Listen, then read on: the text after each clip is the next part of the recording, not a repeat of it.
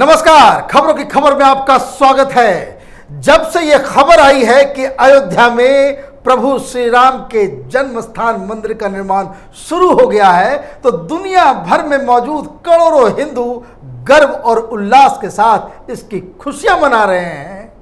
लेकिन कुछ लोगों के पेट में दर्द हो रहा है, उन्हें आइडियोलॉजिकल डायरिया हो गया है। वो फेक न्यूज फैला रहे हैं कि इस कहानी में एक नया मोड़ आ गया है, new twist in the tale, और ये कहना चाह रहे हैं कि अब ये मंदिर को तुरंत रोका जाना चाहिए। इस तरह की बातें यूट्यूब पे, सोशल मीडिया पे कई लोग ये भ्रम फैला रहे हैं। और इस भ्रम को फैलाने वाले कौन लोग हैं? तो सीपीएम, पता नहीं वामपंथियों को क्या दर्द है। हिंदुस्तान में जब भी कोई अच्छा काम होता है, इनकी वो परेशानी शुरू हो जाती है। तो सीपीएम की बहुत बड़ी लीडर सुहासिनी अली ने उन्होंने एक ट्वीट किया।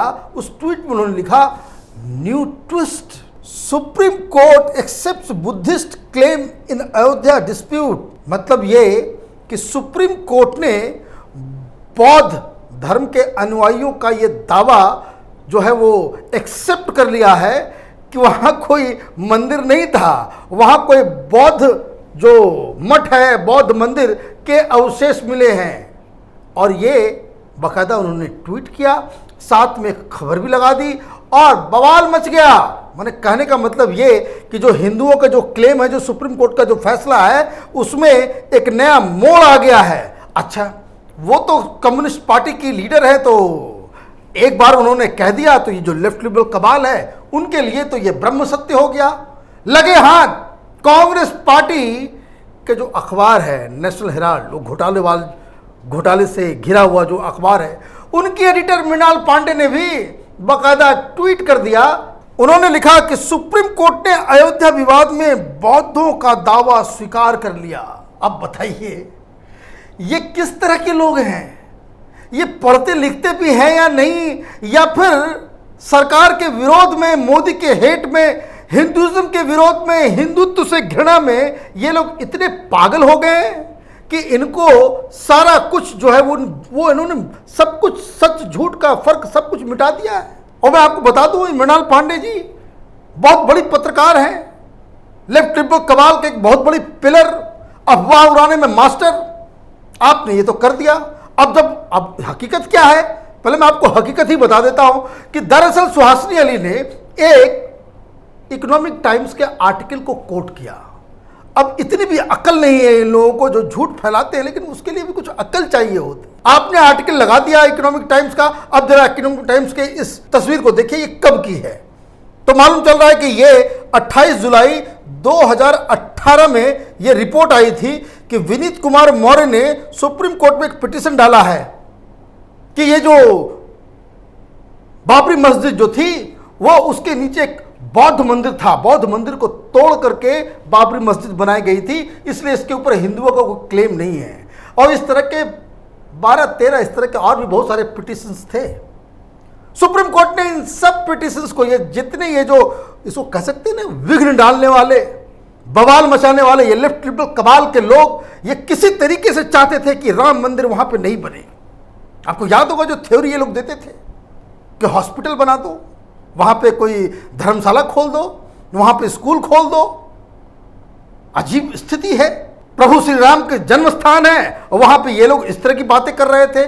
अब जब ये सारा प्रूव हो गया कि वहां एक पहले से मंदिर था, जब वहां से सब कुछ एविडेंसेस, उसके सारे सबूत आ गए, तो अब ये नया इन्होंने बवाल शुरू किया। सुप्रीम कोर्ट ने उठा करके इन सारी चीजों को डस्टबिन में डाल दिया। ये खबर कब की है? 2018 की। और इसको कब ट्वीट किया जा रहा है? कल से राम मंदिर के निर्माण का काम शुरू हुआ है और कल ही इनको बर्दाश्त नहीं होता। अंदर इनके जो है वो शरीर के अंदर वो केचुए चलने लगते हैं जब भी राम मंदिर का मुद्दा आता है, जब भी हिंदुओं के गौरव की कोई गाथा सामने आती है, इनके शरीर के अंदर केचुआ जो है वो मूवमेंट करने लगता है, पता नहीं। और सारे लोगों ने वो रिट्वीट करना शुरू कर दिया और वो बवाल मच गया। और ये उसकी सच्चाई है। और ये बौद्ध मंदिर का क्या कहां से चक्कर आ गया? तो मालूम चला बहुत सारे ओबीसीज जो दलित एक्टिविस्ट बनकर के घूम रहे हैं आजकल, इन लोगों ने बवाल मचाना शुरू कर दिया था उसी दिन से। कि बौद्ध मंदिर है, बौद्ध मंदिर है, बौद्ध मठ है।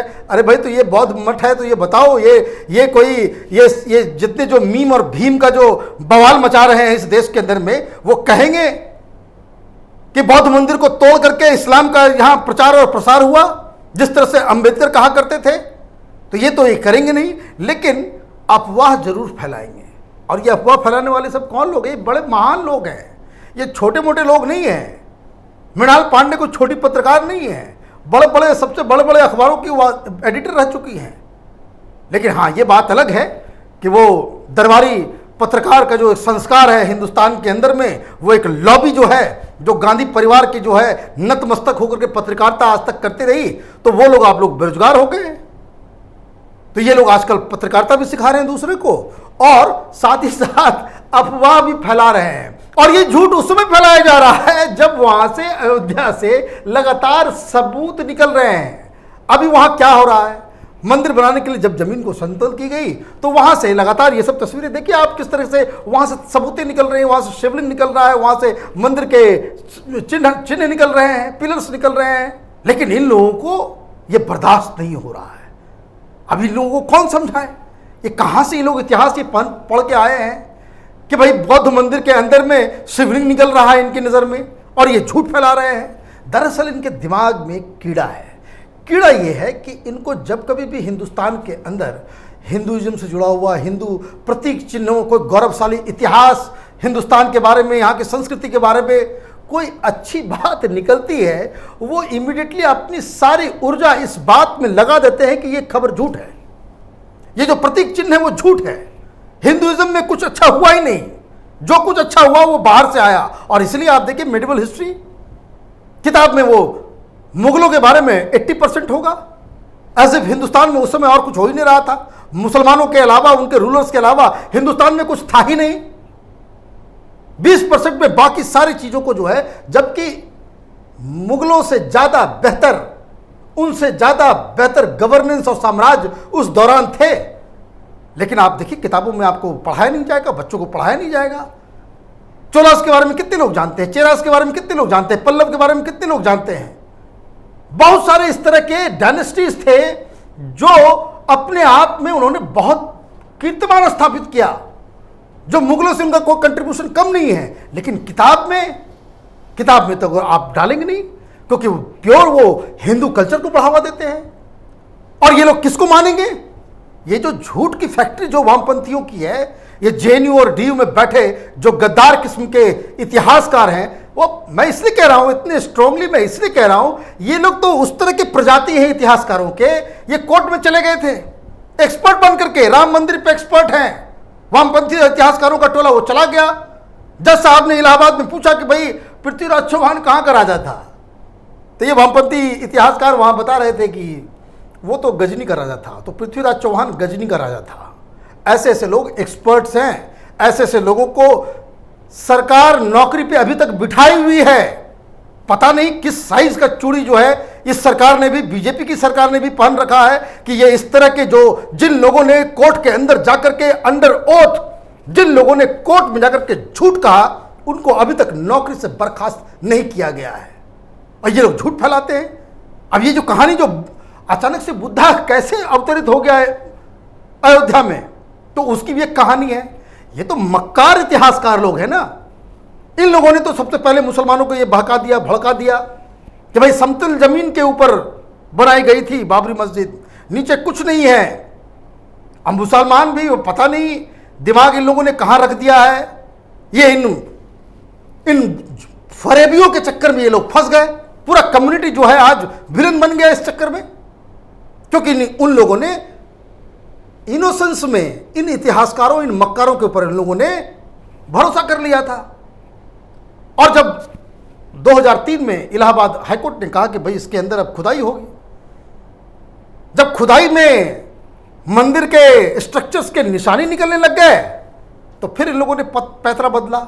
ये सेम लोग, ये वामपंथी, ये सीपीएम के काडर और ये सारे लोग, ये वामपंथी लेफ्ट लिबरल कबार और लुटियन गैंग, इन लोगों ने कहा कि नहीं, ये जो अंदर जो निकल रहा है वो कोई मंदिर नहीं है, ये दरअसल मस्जिद थी। मस्जिद को तोड़ करके उसके ऊपर मस्जिद बनाई गई। ये दूसरी थ्योरी थी। जो लोग इसको रिसर्च करते हैं, अगर आप गूगल पे जाइएगा आपको सब मिल जाएगा। आर्टिकल्स ये लोग लिखते थे और यही मृणाल पांडे एडिटर हुआ करते थे, उनके अखबारों में इस तरह के आर्टिकल छपते थे कि जो बाबरी मस्जिद के नीचे जो अवशेष के नीचे जो स्ट्रक्चर्स जो निकल रहे हैं खुदाई के अंदर, वो किसी और मस्जिद के हैं। अब देखिए इनका फर्जीवाड़ा। लेकिन जब एएसआई ने रिपोर्ट दे दिया कि भाई इसके अंदर जो पिलर्स निकल रहे हैं उसमें हिंदू देवी देवताओं की तस्वीरें हैं, उसमें बहुत सारे जो वो सारी चीज़ें हैं जो एक हिंदू मंदिर में होता है, तब इन्होंने फिर से पैंतरा बदला। राजनीति करनी है मीम और भीम की, तब इन्होंने कह दिया कि नहीं नहीं नहीं नहीं, ये जो चीज़ जो निकल रही है वो दरअसल वो बौद्ध मंदिर की निशानी है। अच्छा, तो जो बौद्ध मंदिर की निशानी अचानक से हो गई, तो वो 10 साल पहले ये लोग जो आर्टिकल जो लिख रहे थे, ये जो हिंदू में, इंडियन एक्सप्रेस में, ये तमाम जो लेफ्ट लिबरल कबाल जो लगातार हिंदुओं को जो बरगला रहे थे, मुसलमानों को फुसला रहे थे कि कोई मंदिर को तोड़ करके मस्जिद नहीं बनाई गई, तो उन इतिहासकारों का क्या हुआ? क्या माफ़ी मांगी उन लोगों ने? बेशर्मी की इन लोगों ने हद इंतहा कर दी है। और अब तो माने ये तो इस तरह की बात हो गई कि अब सब कुछ हो गया, सुप्रीम कोर्ट का फैसला भी आ गया, लेकिन फिर भी इनको नहीं पच रहा है। पता नहीं इनको क्या है, हिंदुइज्म से ऐसी क्या घृणा है, ये आज तक समझ में नहीं आई ये बात। क्योंकि अब ये सुप्रीम कोर्ट का जब फैसला आया तो यही लेफ्ट लिबरल कबाल के ये सारे लोग, ये 40-45 लोग और 18 पिटीशन इन लोगों ने सुप्रीम कोर्ट में डाल दिया कि सुप्रीम कोर्ट का जो फैसला है उस पर उसको रीथिंक किया जाए। क्योंकि जो सुप्रीम कोर्ट ने फैसला दिया, देखिए अक्लमंद को, ये कितने अक्लमंद समझते हैं अपने आप को, पता नहीं। इन लोगों ने कॉपीराइट करवा लिया है ट्रुथ के ऊपर कि इनके मुंह से जो भी झूठ निकले, जितना भी ये उल्टी पुल्टी बातें करें, वो ब्रह्म सत्य है और बाकी दुनिया में कोई आदमी कुछ बोल रहा है वो मूर्ख है, वो झूठ है। सिर्फ ये सत्य के ऊपर जो है इनकी कॉपीराइट इन्होंने पेटेंट करा लिया। तो सुप्रीम कोर्ट में 18 पिटीशन इन लोगों ने डाल दिया कि सुप्रीम कोर्ट के खिलाफ ही ये पिटीशन डाल रहे हैं कि आपने जो फैसला लिया है वो लॉजिक पे आधारित नहीं है, रैशनल नहीं है, साइंटिफिक नहीं है। ये आपने आस्था को आधार बना करके आपने ये फैसला दिया है। अब बताइए, अब इनकी हिम्मत की दाद देनी होगी। ये झूठ भी इस अंदाज से बोलते हैं और जिस कॉन्फिडेंस से बोलते हैं, उसके लिए तो इनको बहुत बहुत मुबारकबाद देना चाहिए। और कुछ लोग हिंदुस्तान में हैं और बहुत सारे हिंदू भी हैं जो इनकी किताबें पढ़ के अपने आप को ज्ञानी समझते हैं और व्हाट्सएप पे, फेसबुक पे ज्ञान डालते हैं। अब सुप्रीम कोर्ट ने क्या किया, ये सब लोग, ये सोनिया गांधी, कांग्रेस पार्टी, ये लेफ्ट के लोग, हर्ष मंदर और इन लोगों के साथ मिलकर के जो इन लोगों ने पिटीशन डाला था, तो सुप्रीम कोर्ट ने बेंच बनाया कि भाई दिखाओ भाई क्या मतलब है। पिटीशन तो तब होगा कि जब until unless you present an alternative evidence, तब तो रिव्यू की बात है। आपके पास एविडेंस नहीं है, सिर्फ कहीं सुनाई बातें हैं, कहानियां हैं, तो सुप्रीम कोर्ट ने सारे पिटीशंस को डस्टबिन में डाल दिया। मामला खत्म, मंदिर वहां बनने वाला है, सब कुछ होने वाला है, सब कुछ हो रहा है। लेकिन जैसे ये खबर आती है, अब जैसे कल ये खबर आई ना कि वहां पे मंदिर का निर्माण शुरू हो गया है, अब इनसे बर्दाश्त नहीं हुआ और लगे वो फेक न्यूज पेडल करने के लिए। तो कहने का मतलब ये है कि ये लोग न सिर्फ झूठे और मक्कार हैं, इन लोगों ने कानून के साथ धोखेबाजी भी की है, कोर्ट को गुमराह किया है, मुसलमानों को तो गुमराह किया ही, जिसकी वजह से इतना सारा जो प्रॉब्लम जो चल रहा है हिंदुस्तान के अंदर में, हिंदू मुसलमान, ये मुसलमानों को भड़काने वाले भी यही लोग हैं। तो देश में सामाजिक जो ताना बाना है उसको तोड़ने का तो आरोप इनके ऊपर है ही। अंडर ओथ ये इतिहासकारों ने, कई सारे नाम हैं इसमें, इन्होंने कोर्ट में जाकर के गलत बयानी की और ये सारी जो गलत बयानी जो है वो इलाहाबाद हाई कोर्ट के जजमेंट में डाला हुआ है नाम के साथ। और ये लोग खुले घूम रहे हैं, अभी भी फेक न्यूज फैला रहे हैं।